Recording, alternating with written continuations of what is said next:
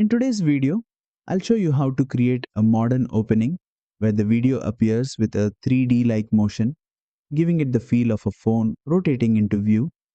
First, open your project in CapCut Mobile and make sure your video clip is placed right at the beginning of the timeline. This effect works best as an intro, so the motion feels intentional. Tap on the video clip to select it.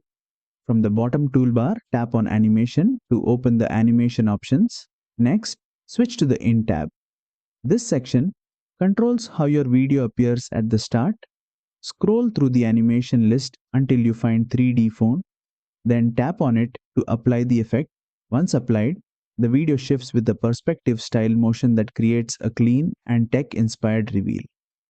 In CapCut Mobile, this animation is applied directly to the video clip, not as a separate layer.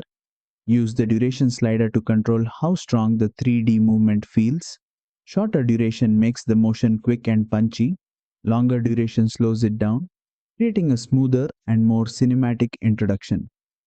Preview the animation and adjust the timing so the depth feels natural with your visuals.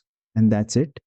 You've successfully added a 3D phone reveal animation in CapCut Mobile.